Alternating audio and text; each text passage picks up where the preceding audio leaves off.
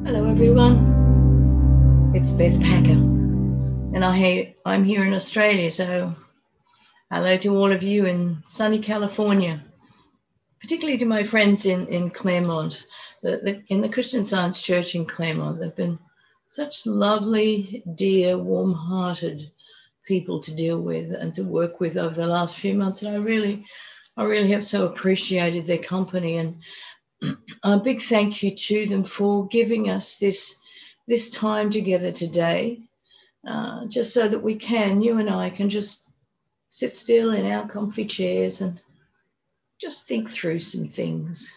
Because frankly, it's been a really quite an unsettled and strange world, hasn't it, in the last year? And although the vaccine is being rolled out right around the world, which is a good thing, because it is relieving a lot of the fear and the anxiety that, people worldwide have been feeling, but also giving them, a sense that this global situation will come to an end, and it will. But there are certain aspects of this world situation, things that have arisen and problems that have been caused that a vaccine simply can't fix. And it's actually those aspects that we're going to look into today. And as part of our talk, Demystifying Spiritual Healing, we're going to be looking into how actually an understanding of how spiritual healing happens, a knowledge of what's going on in spiritual healing can actually help us to regain some of the confidence and the control in our lives that this world pandemic has taken from too many.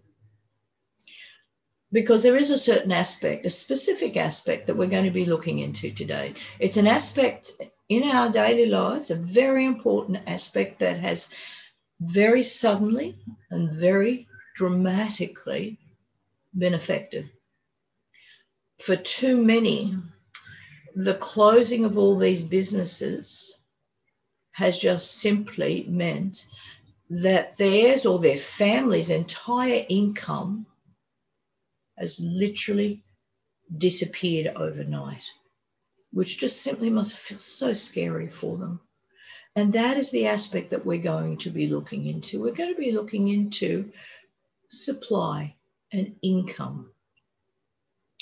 And I hope that today, that the ideas that we will be sharing, they will maybe take away some of that fear and give back some of that peace of mind, and that understanding that for every problem, no matter what it is, there certainly is a solution. So for every problem we face, there is a solution. But we do need today, don't we, to think a bit more deeply into where the good in our lives actually is coming from, about what is truly valuable, what is really substantial, about where there is a firmer foundation on which to base our lives, something that can't be taken from us, because frankly, too much of what we've based our lives on has just been very vulnerable to external forces. But I think it is actually one of the blessings that come out of dark times, and every dark time does have a blessing that comes out of it, and that is certainly true for this one. Because these dark times do get us to think more deeply about these important, these foundational issues in our lives, these foundational aspects of our life. It causes us to think more deeply about these aspects, things that we normally don't think nearly enough about. And that actually it's one of the blessings of Christian Science, the science of Christianity. Christian Science helps us to think more deeply about life. It helps us to see a different aspect to life, a spiritual aspect, not just a physical one. It does help us to look for our good in a different direction to where the world usually looks for it. But when you think about it, the people in the Bible, they had for centuries and centuries, and you've got to think the Bible covers over 3,000 years. These people in the Bible had for centuries and centuries relied on this spiritual sense of substance to transform their experience, to bring practical healing solutions into their daily lives. They seem to be basing their life security on something that couldn't be taken from them, no matter what was going on around them. But is the Bible's message to us still relevant to today? Because a lot of today's societal thinking, particularly this increasingly secular way of thinking, would say that the Bible's message isn't relevant to us today. But thankfully, the ideas and the life example of the discoverer of Christian Science, that was Mary Baker Eddy. Her ideas and her life example show to us, and she proved to us, that it's just as possible to experience that same kind of transformation, that same kind of healing in our lives today as they did then. And when you think about that one, I mean, that is an amazing thought. It's also a very big thought. I mean, really, how on earth do we experience that kind of transformation? But couldn't we all do with a little bit of transformation and healing in our lives at the moment? But how does healing happen? And that's what we're going to be looking in today.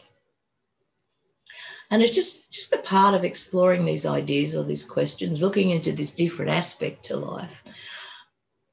Can I just tell you about something that I experienced that really caused a shift in my thinking as to where the safety and the security of my life really was coming from, and the change in my experience that followed.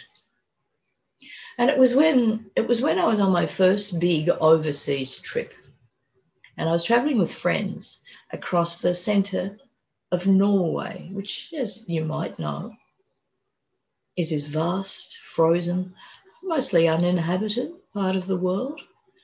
And it was late in the day, and we kept seeing this storm approaching. And there was this beware of moose signs everywhere. I mean, we don't have moose in Australia. I don't think you have them in California either, but they have them in Norway. When someone said, wouldn't this be a terrible place to break down? But we were warm and safe, and we had plenty of petrol, so we weren't worried. Until, I'm sure you're way ahead of me on this one, until about 5 minutes later, that car just simply lost all power and came to a dead stop.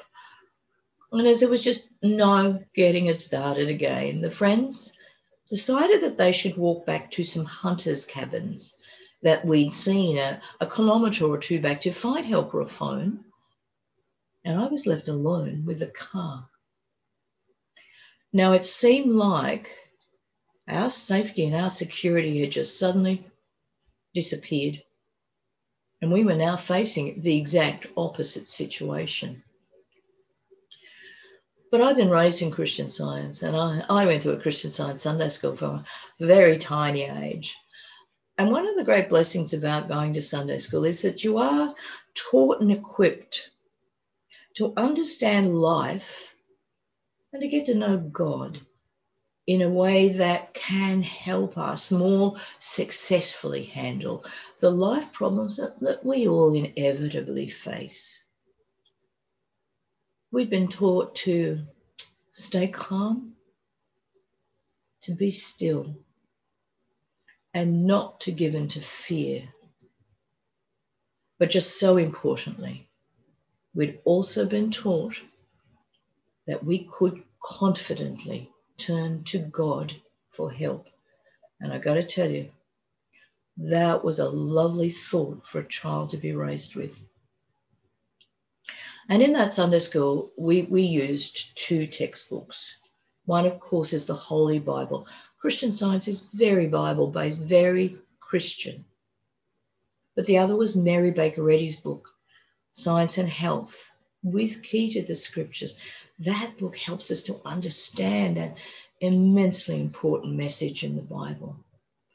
And from them, I had learned to understand God as not only the all-knowing mind, but also as never-ending love. So in the quiet of that lonely, frozen place, that's just what I did. I turned to never-ending love for help. And I had my Science and Health in the car with me. And I turned to 2 very, very familiar pages. These were like my go-to pages whenever I had a problem or was worried. It's pages 16 and 17, where the Lord's Prayer, that's Jesus's prayer, is given with a spiritual sense of those words. And as I read these very familiar lines, something in the last line just leapt off the page at me. And you probably know the last line of the Lord's Prayer. For thine is the kingdom and the power and the glory forever. And the spiritual sense of those words given is, for God is infinite, all power, all life, truth, love, over all and all. And it was like a light turned on in my consciousness, because I saw something in those words that I'd just never seen before. And what I saw was this, that all power, and I mean all power, belonged to God alone. God was the source that powered my life. And I suddenly realized that the power that was the force that was propelling my life forward in every way was actually spiritual, divine, not mechanical, and therefore was unstopped, actually unstoppable, and was still in perfect operation. Now, this power source had not broken down, was not in need of repair, but was always flowing, always empowering, and was still powering my life forward. And when I saw that, all the worry and the uncertainty just simply faded, and this great sense of peace and assurance just filled my consciousness. God's love for us was unbreakable and unending. And I knew it, and I felt it. Well, within 5 minutes, those friends drove back with a local man to help. A roving mechanic appeared in the opposite direction. A passing car slowed down to see that we're okay, and a police helicopter swooped down low, obviously checking to see that all was well. And in a tiny time, that car was fixed and we were safely on our way again. Help literally poured in from every direction. And afterwards, I remember feeling really, really awed by what had happened, but also a bit bemused. I mean, what had happened? How had a change in my thinking, a change in my understanding, how had that affected my outward experience? How had switching my dependence from a material object, the car for our well-being, to a spiritual source, God, how had that solved the problem? Well, on the first page of Science and Health, it tells us the time for thinkers has come. And for me, that was one of those experiences, those times in life that really get you to, or cause you to get down and think a bit more deeply about what's going on here. I really wanted to demystify the situation so that I could understand what had actually taken place. And I knew that Mrs. Eddy talks a lot about turning things into thoughts. So looking behind the material object or action to see the idea or the concept behind it. So turning things into thoughts. And as I started to do that, I realized that this experience was a bit like those times in school where you wrote down a math calculation wrongly. And then from then on, nothing seemed to work out right.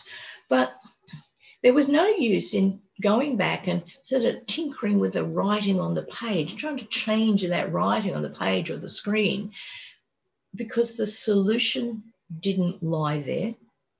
The solution lay in going to the principle of mathematics and working till we better understood the true facts of the matter. That truth then replaced the mistaken thinking, which had caused the problem in the first place. And then that sum on the page could be easily corrected. And I realized, well, that's exactly what had happened with that car breakdown.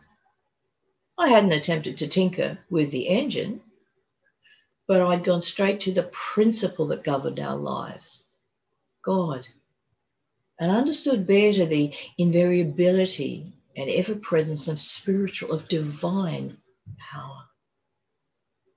So I turned from the physical to the spiritual. And it proved to be just like Jesus had said, you shall know the truth, and the truth shall make you free. The truth had corrected the error. It had solved or healed the situation.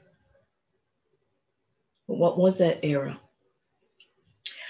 It was the error of mistakenly believing the car to be the source of the power that operated our lives, instead of it just representing or symbolizing or even just hinting at the real operating power in our lives, in our experience. And I know that last point sounds a bit complicated, a bit tricky, but it's actually a vital point in being able to understand how spiritual healing happens. So I'm just going to explain it differently. And here's a very simple, familiar fact, all right, something we all know to be true. For those that are on the phone, we've got on the screen 5 + 5 = 10, all right, something we all know to be true. Simple, familiar fact. Now, here is that same simple, familiar fact, but written with Roman numerals. V + V = X. The same simple fact, isn't it? Now, if the Chinese wrote that down, well, they would use entirely different number symbols, wouldn't they? To represent again that same simple, familiar fact. Even when I say it, 5 + 5 = 10, I'm actually saying that in English, aren't I? Imagine in this cosmopolitan audience today, imagine how many languages we could say that in. Yet no matter what we're saying, we're actually all saying, all meaning the same thing, the same simple, familiar fact. No matter how this fact is written or spoken, the truth that it represents remains the same. It's a constant. But what if I wrote that fact really big, or I wrote it really little? Would the truth that it represents, its value, would that be increased or diminished? And of course not. It's just completely unchanged. Okay, what if I broke off some of these symbols? I damaged them. Is the truth that they represent now damaged and in need of repair? And again, no, completely untouched, unchanged. All right, what if I rubbed it out and it was totally gone off the page? Is that truth now unavailable to me? Or even worse, is it extinct to the world because we can no longer see it?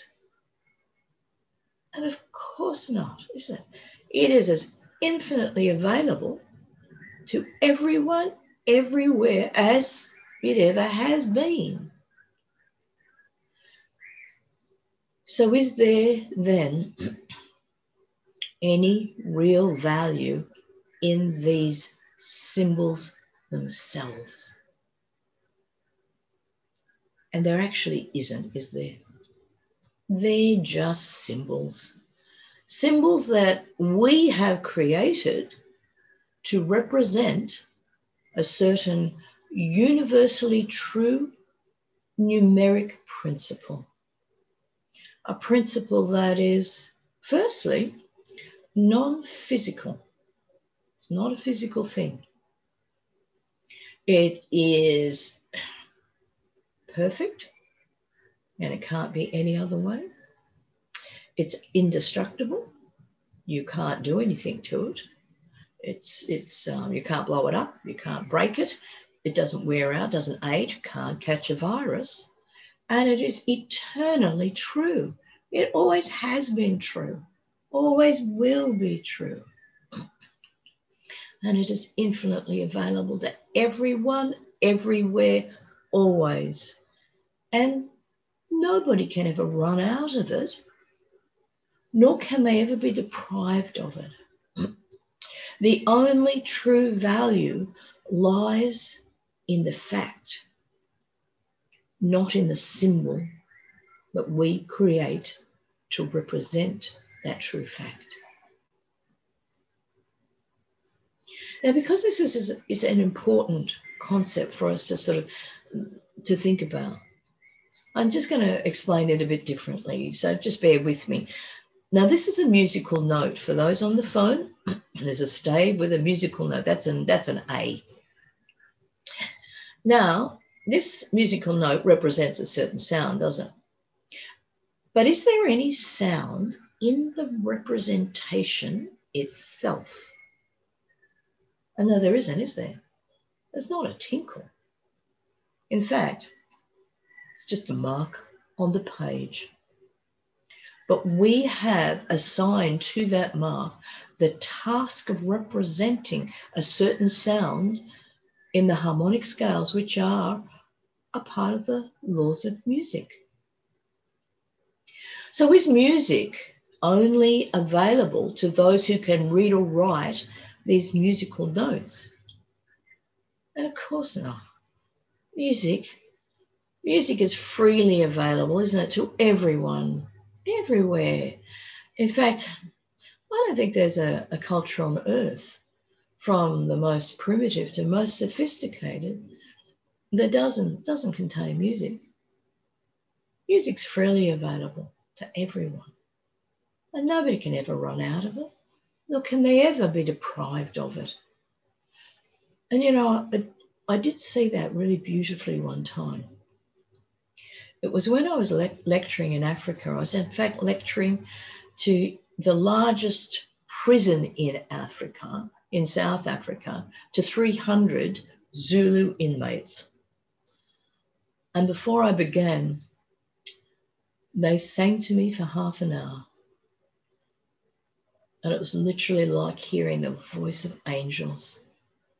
And I'm pretty sure that very few of those people could read or write musical notes. Beethoven created his most sublime symphonies in his thought, didn't he? Before he wrote them down or even played them on an instrument.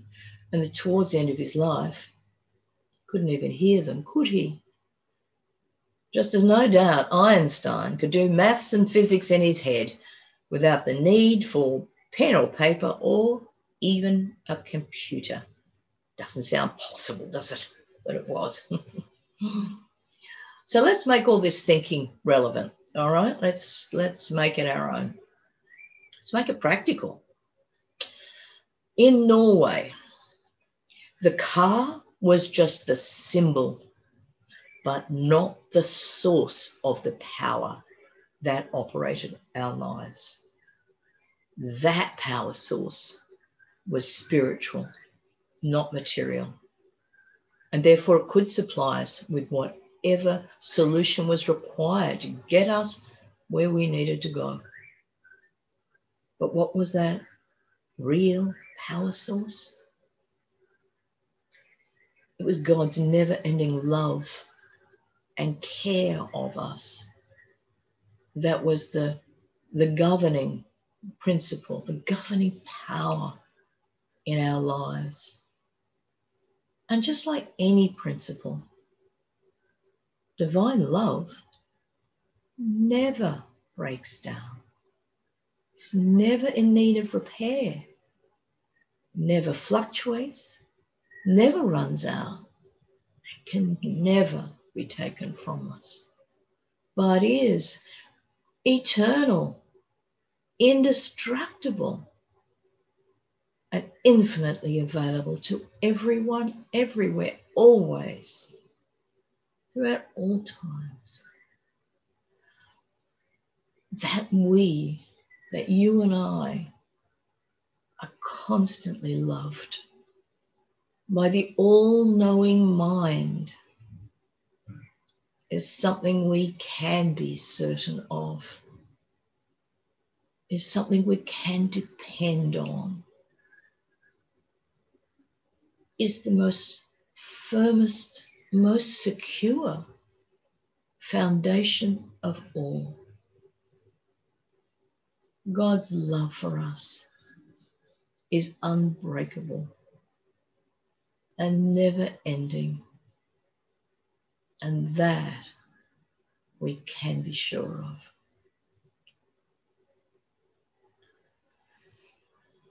Now, I'd learned to take that different view of life through the ideas I'd grown up with in Christian Science. I mean, I'd seen these ideas, these practical spiritual ideas, heal all sorts of problems for my family right throughout my life.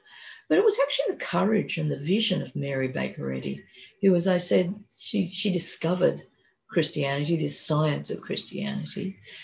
She discovered Christianity? No, she discovered the science of Christianity. It was her courage and her vision that had always inspired me to think deeper and to think bigger and to think braver about life and its possibilities. She was a very great original thinker. She was a very great spiritual healer as well. She lived in the 1800s and the early 1900s in New England, in America. And although she was deeply religious, she had this very loving, very holy spiritual consciousness. But she was also, at the same time, very strictly scientific in the way that she reasoned.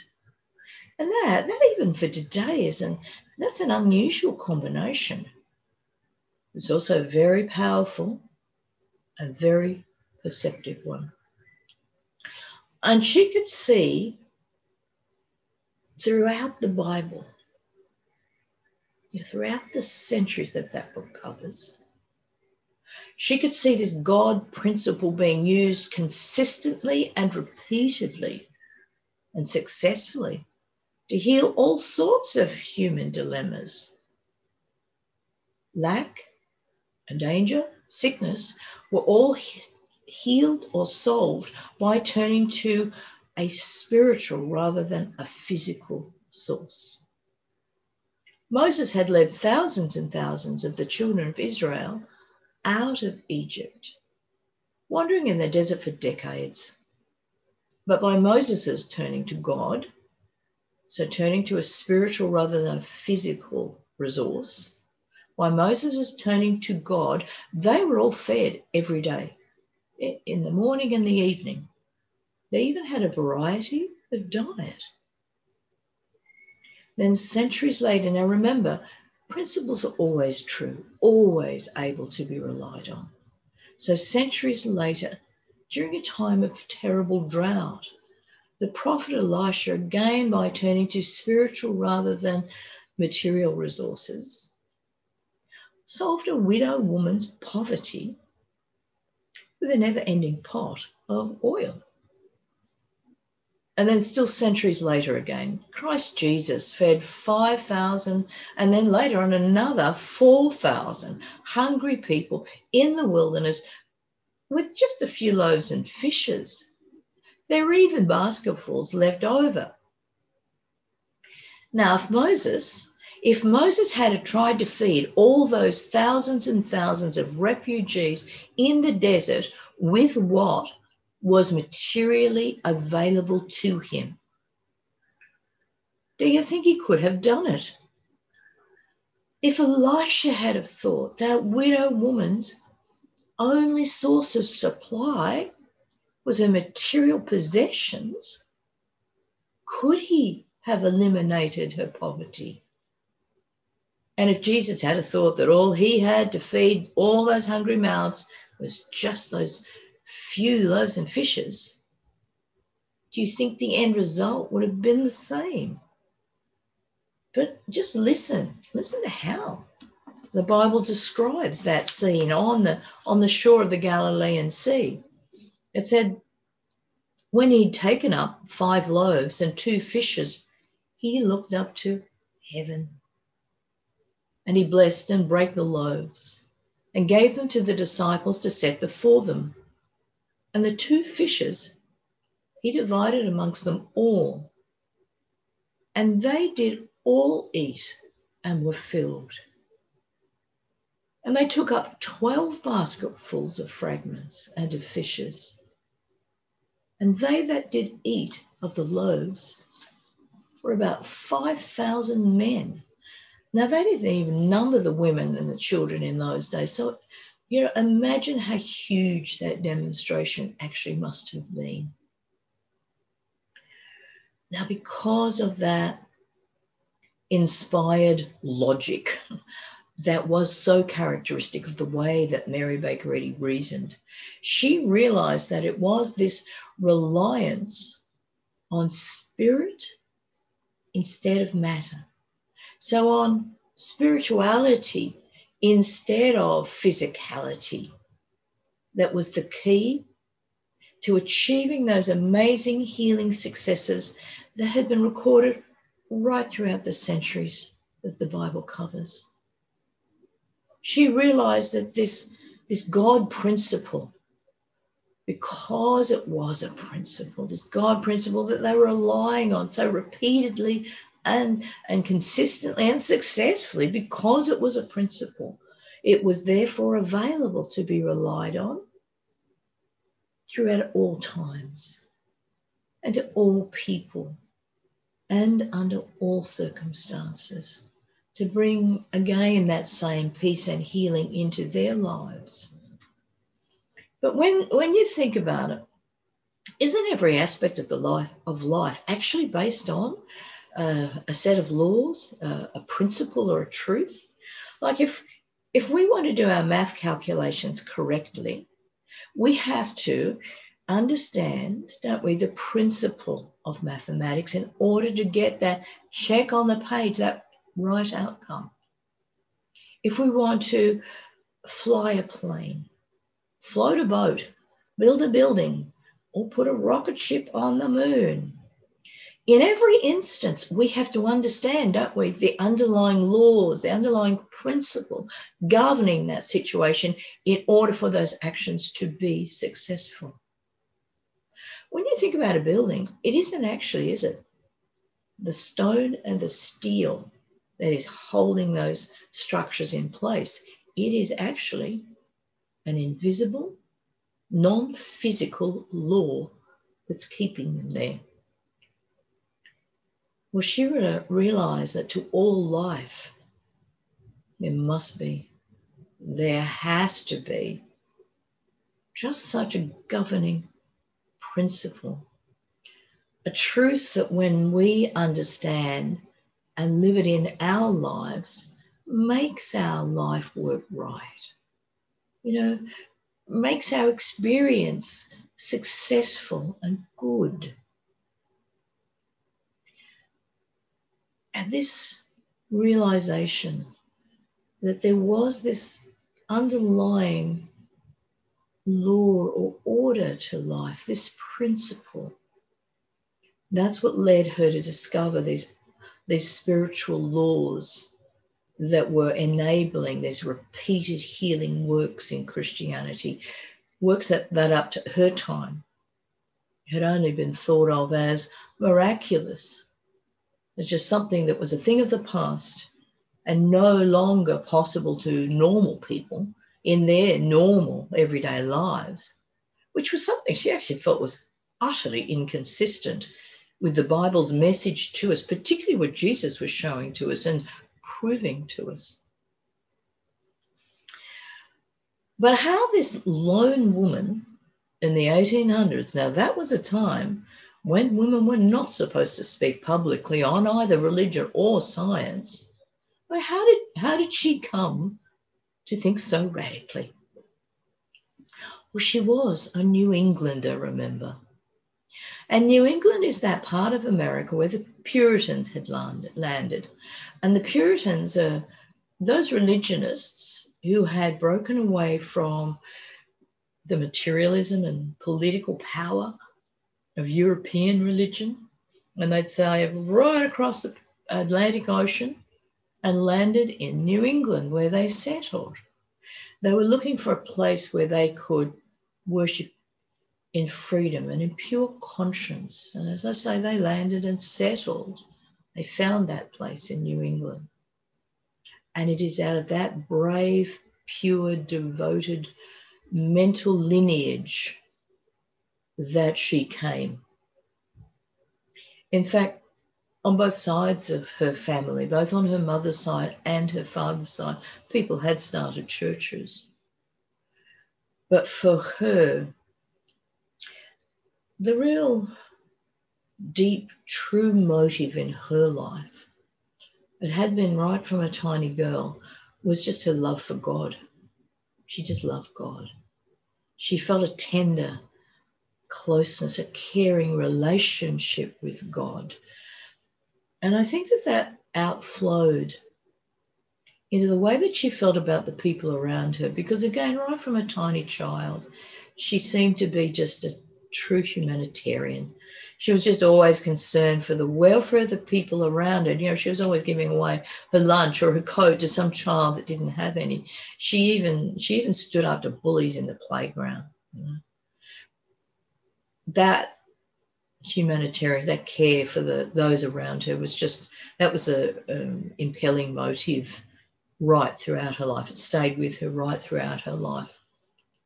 And although her family's beliefs of religion was very traditional, still those beliefs had sprung from this Puritan background. And the Puritans, far from being so rigid and extreme as so often portrayed of them, in fact, their devotion was one of unself love for God and their fellow man.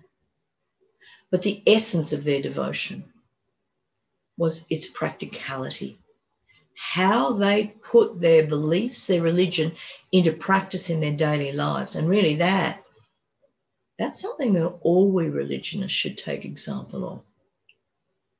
In fact, John Bunyan, probably the most well-known Puritan, in his book, The Pilgrim's Progress, he said that the soul of a religion is its practical part.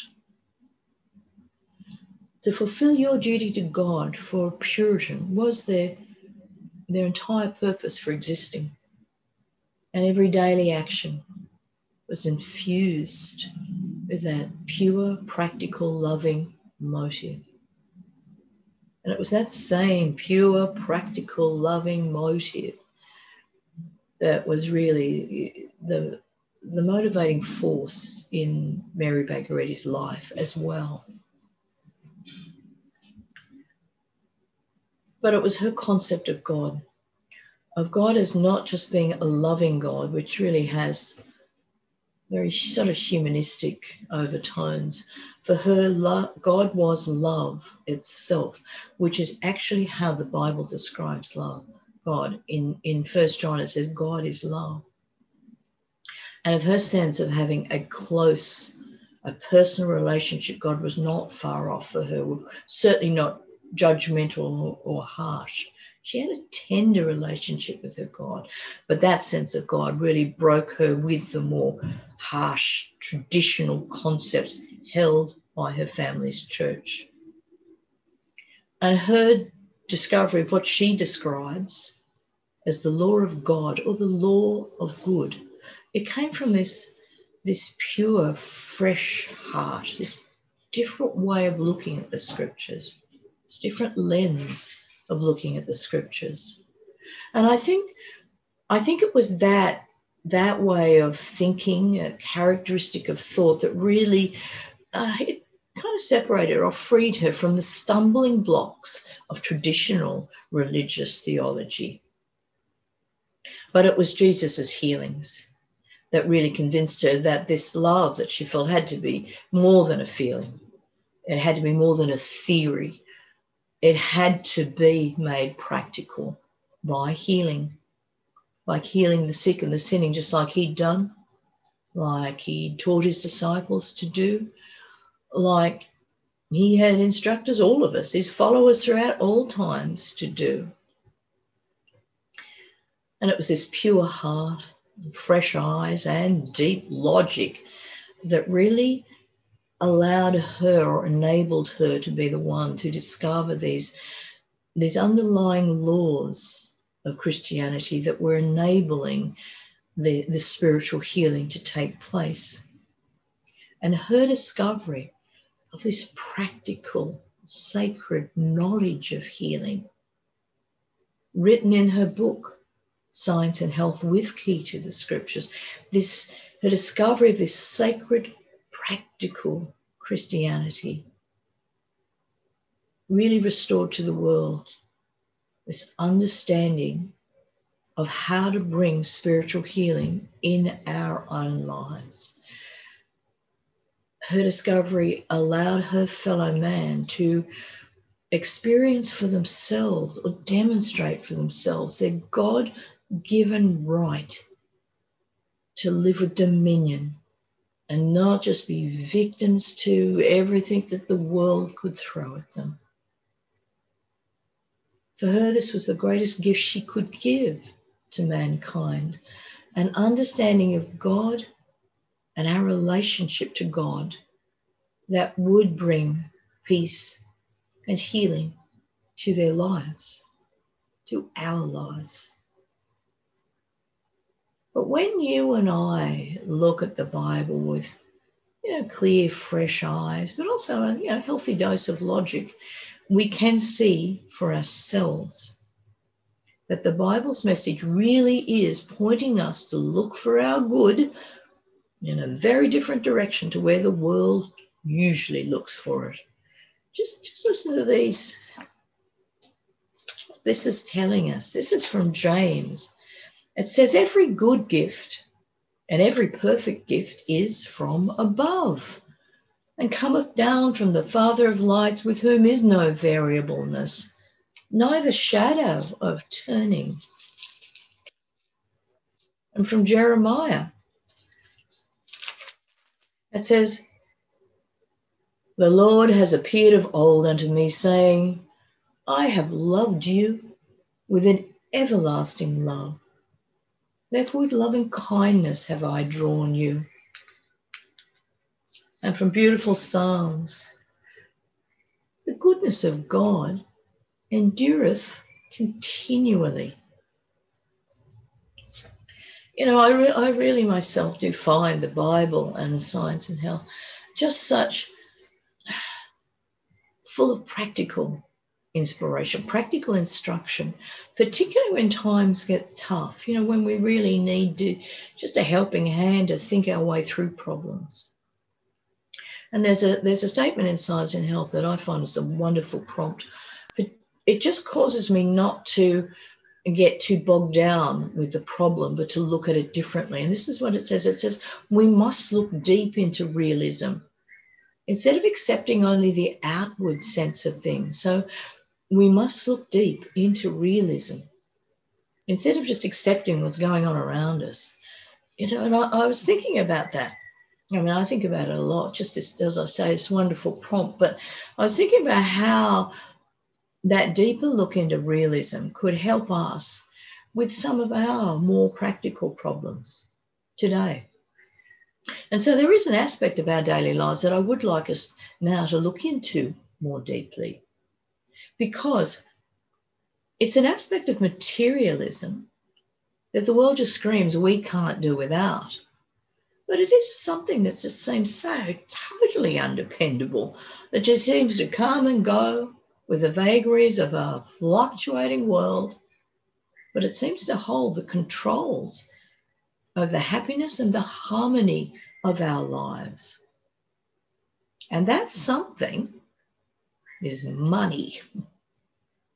But we're going to look at it differently. We're going to have a shift in our thinking, and we're going to take back that controls by having this deeper look into realism.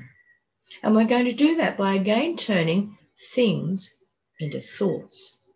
So looking behind the physical objects called money to see the true concept of money and real supply. Now here's two pieces of money.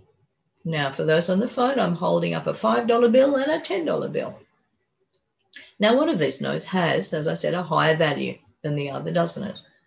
But is the paper that the $10 bill is printed on, is that more valuable paper than the $5 bill? And no, they're probably about the same, actually, aren't they? In fact, there's no real value in them at all. They're just two pieces of paper that we've printed on.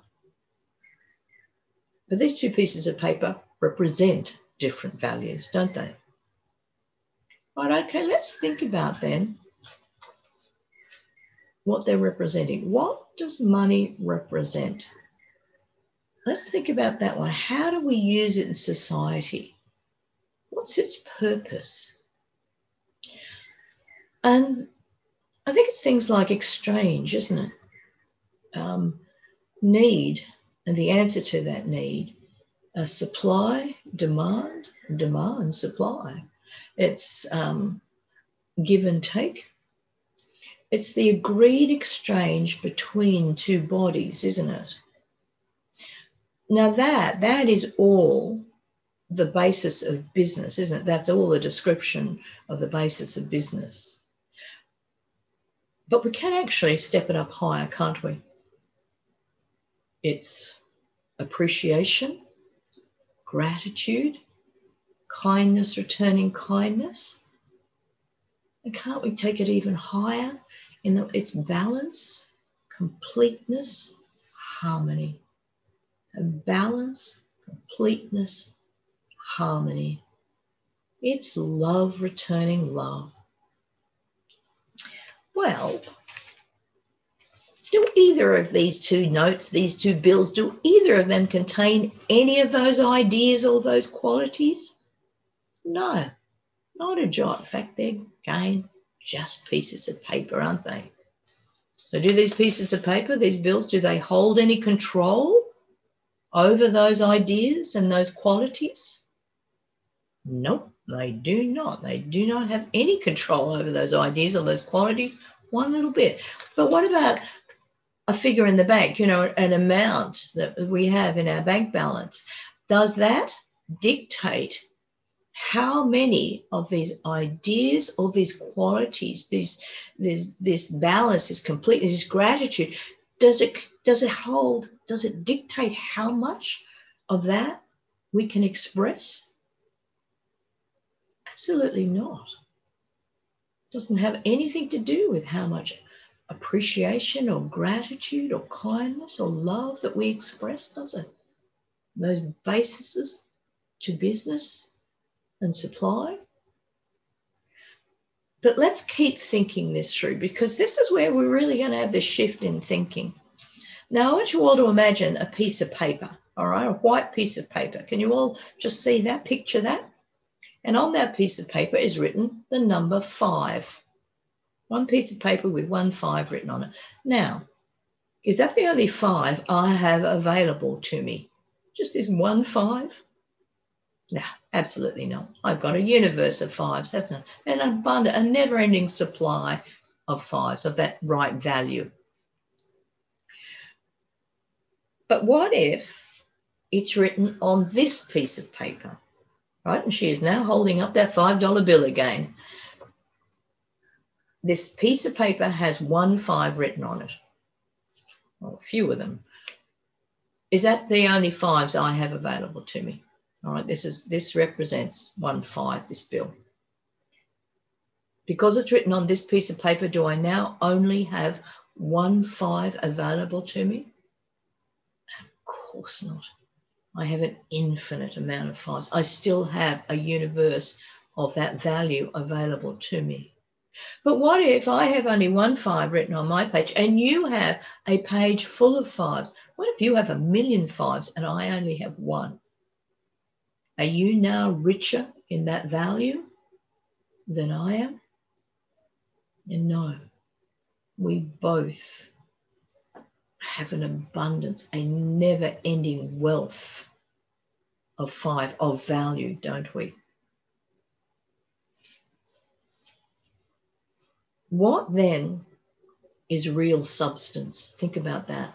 That page with 1-5 written on it, that page with that symbol written on it, this page that could break down, tear up, wear out, blow away, or the concept that it represents, that is eternal, that is indestructible, and that can never be taken from us. Which is the most substantial, the physical symbol or the concept behind it? And of course, it is the concept behind it that is the most dependable, the most substantial, the only true value. And didn't Moses and Elisha and Jesus, didn't they prove just that? By turning to the true concept of supply rather than anything physical or any symbolic, didn't they prove by turning to God, this principle of life that is never-ending love, didn't they prove the never-ending, ever-present, indestructible presence of true supply and real substance? Well, you know, if those ideas are true and provable then they're true and provable now. They're eternally practical, so we can still use them. Now, my husband runs his own small business, and it's good. It's a good, sound business. But there was a time when the demand for his services seemed variable. You know, sometimes there was lots of work on, and other times there just wasn't. And over winter, things had got quiet, and the bills had started to pile up, and it became worrying. So I did what I'd always known to do, and I turned to God, this all-knowing mind, for help. Now, you've got to find, haven't you? You've got to find some good solutions in the all-knowing mind. I should have done it earlier, but I think that that's all it took. Just not getting mesmerized by the problem. And I really do think oft times lack, particularly lack of money, can be one of the most mesmerizing problems. But I did know not to do that. I knew I had to look at it differently. And the moment that I just started to do, just look up, that verse in Proverbs came, you know, that one that says, trust in the Lord with all your heart and lean not unto your own understanding. In all your ways, acknowledge God, and He will direct thy paths. And I just knew that the solution lay in obeying that verse. And I remembered something I read once, and it said, the place that you're looking for is looking for you. The thing that you need needs you. And I remember when I read that, it just gave me this sense of this underlying order to life, you know, that life wasn't just happenstance or chance, coincidence. There was this underlying order to life. And I remembered that as I started to try and think differently about this business. And I thought, well, okay, what are the true ideas that are, or the right ideas that are underpinning this right activity? And frankly, I knew what they were. They were things like honesty and trustworthiness, kindness and generosity, creativity, intelligence, principled behavior, you know, orderly behavior. These qualities all derive from, they were the outcome of a principle, a right way of doing things. So they were and they were good. So they were an outcome, an expression of God, of good, infinite goodness. And when I realised that, I realised too that this business therefore was on a sound foundation. But also, could there possibly be a low demand for those ideas and those qualities? And there really couldn't be, could they? Because actually, they're essential. They're essential to the successful outcome of any right activity. So I just kept turning things into thought. I kept thinking deeper about it until I started to realise, but that means every right idea is actually also a complete and perfect idea. The way that 5 plus 5 always has 10 on the end of it, doesn't it? Always. Never anything else. And it's never not there. Why? Because a principle places it there. And I realized, but that's true. That's true of every right idea in the universe. Every right idea is a complete and perfect idea. It's actually impossible that it not be, because a principle dictates that that be so. But that meant every need had its accompanying answer to that need. Every supply had its accompanying right demand. Every demand had its accompanying right supply. Why? Because a principle dictated was our principle orders our world. So I just suddenly saw a world full of ideas that were complete, finished, and behold, they were very good.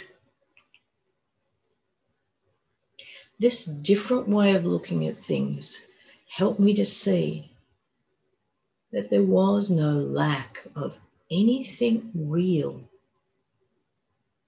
Well, were those ideas seasonal? Were they subject to economic forces?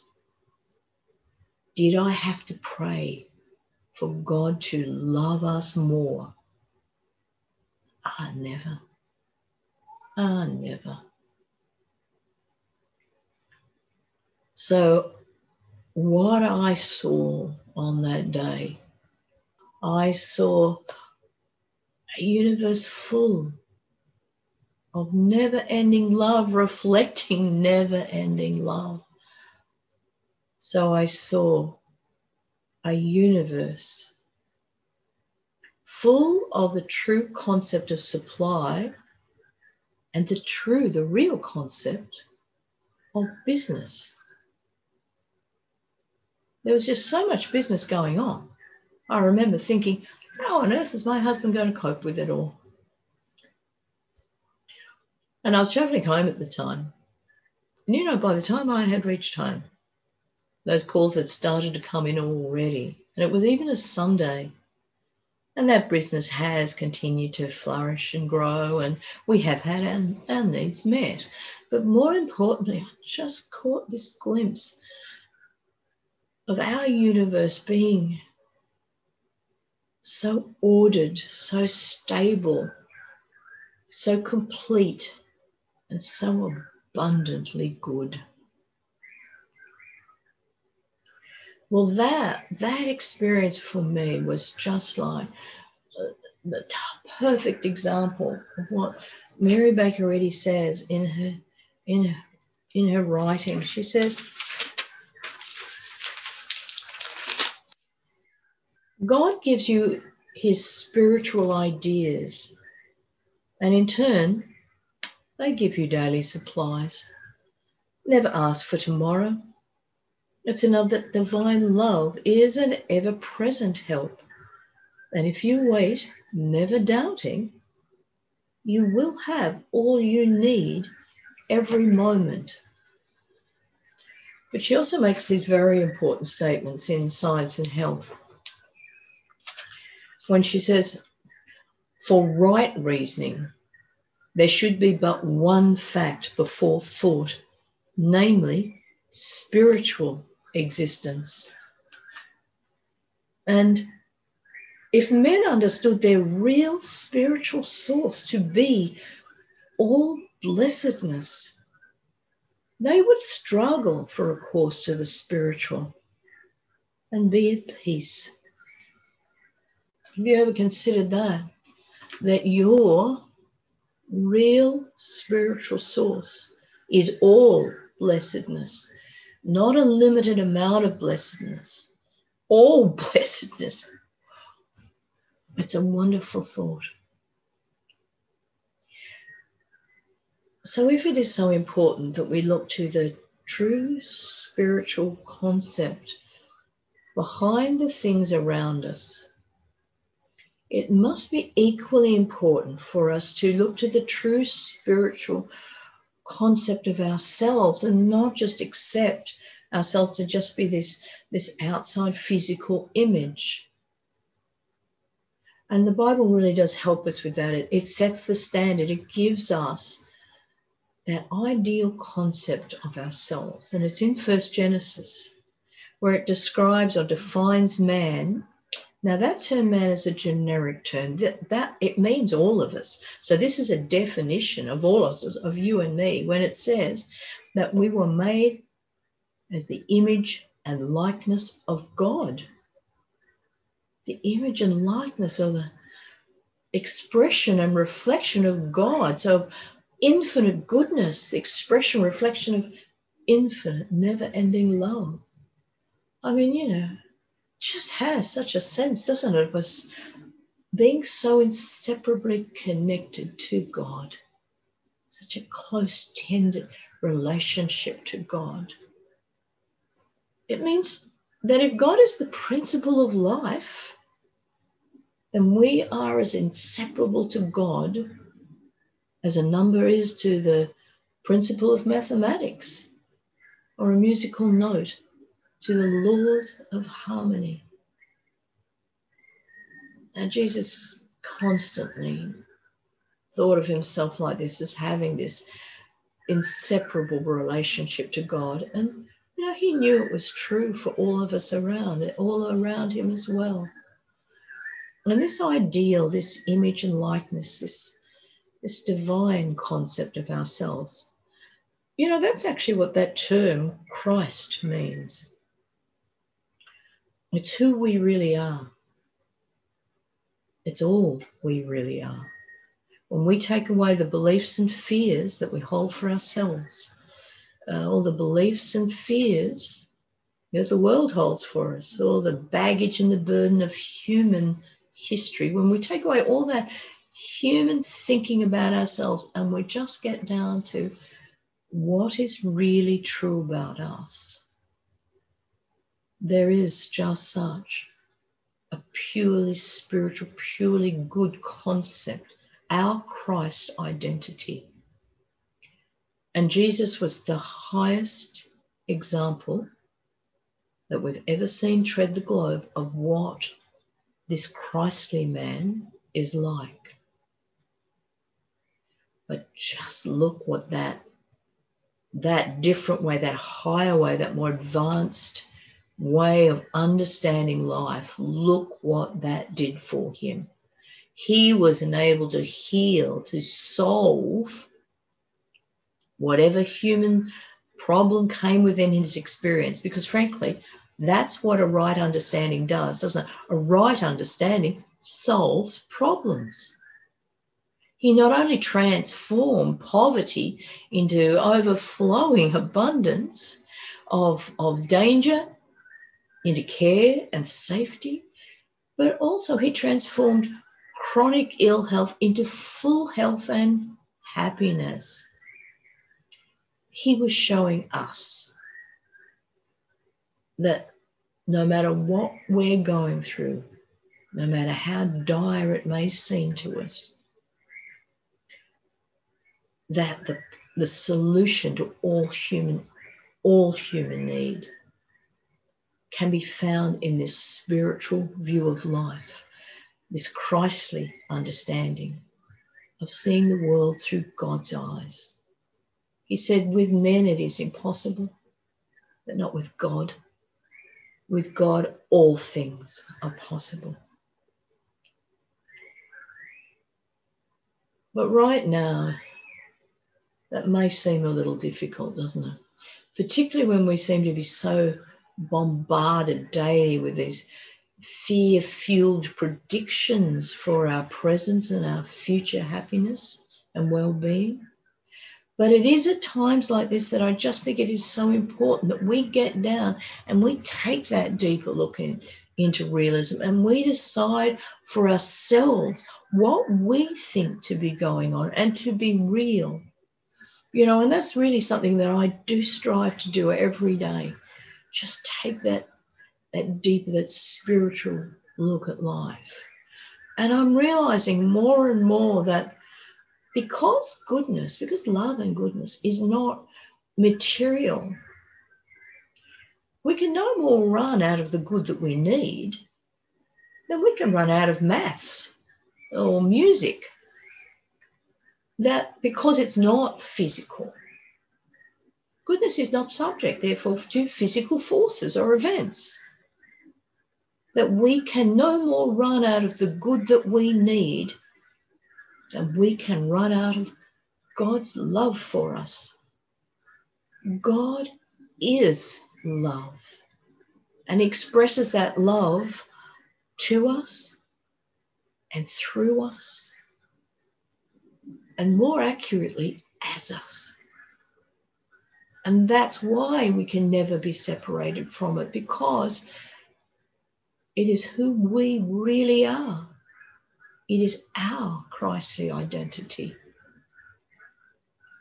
And I did see that so clearly just recently when my husband, he woke up one day very, very unwell. He'd had a bit of sniffle during the week, but it certainly wasn't anything in any way worrying. But this day he woke up and he was really sick. You know, his nose was pouring. He had this hacking cough. He said his chest was now really tight and he had a muzzy head, you know, a foggy head. It seemed like he had a temperature.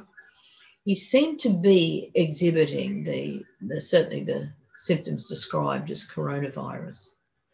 And because he worked often with the public and with his staff, it was wise and right and legal to be tested. So he rang up the local medical clinic and made an appointment. And while we were waiting for that appointment to come around, I just thought, I just wanted to get a different sense of what was going on. So I just quietly went to God and I thought, what does God know? Because had God's idea suddenly become infected with something bad? Has our home, was it now affected by something dangerous and insidious? Was there now a presence and a power other than God, this infinite good? And it was actually that last suggestion that really broke for me, because I just suddenly saw the complete impossibility of a perfect spiritual idea catching, a cold or a virus. That was about as impossible as like a math fact, say 5 and 5 equals 10, catching a cold. It was just implausible. Our home, I'd always known, was filled with love, so filled with God. Could it now also contain something dangerous and insidious? Well, that was about as possible as the darkness coexisting with the light. It just was completely impossible. The only presence and the only power was still God, God alone. We lived in God's sanctuary. And when I saw that, it just suddenly felt like we were in the most impregnable fortress. We were so safe, and I knew it. And by the time that appointment came around, which was only an hour, my husband was so much better that by the time we got to the doctor, she had this look on her face as though, well, what on earth are you doing here? And in fact, by that afternoon, he was better than he'd been all week. But the test was done, and as expected, the results came back negative. And you know why? Because the spiritual idea can't catch a virus. Now, on the shores of that Galilean sea, when everyone was turning to the material or the physical things around them to supply their need, Christ Jesus proved not only to those people there with him that day, but to all people throughout all times, that God's infinite love of us is our true source of supply and a never-ending reservoir of goodness.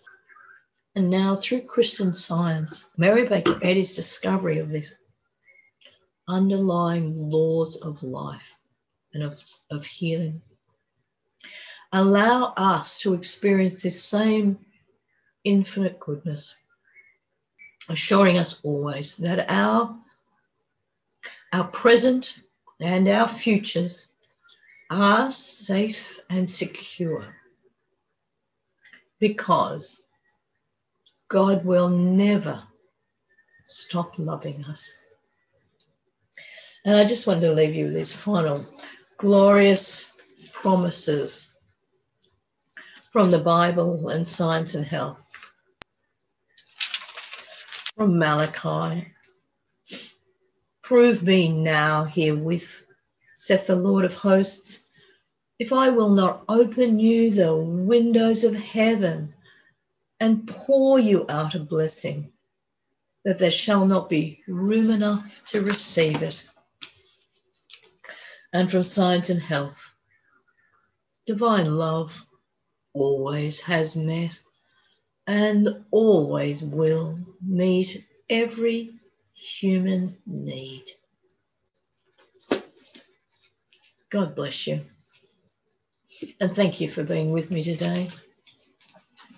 Now, today has been recorded, so that if you want to revisit any of the ideas you've heard, or if you want to share them with anybody that, they might help, might be in need of some comfort and some reassurance, some practical solutions, the replay will be very quickly available on that wonderful website, prayerthatheals.org.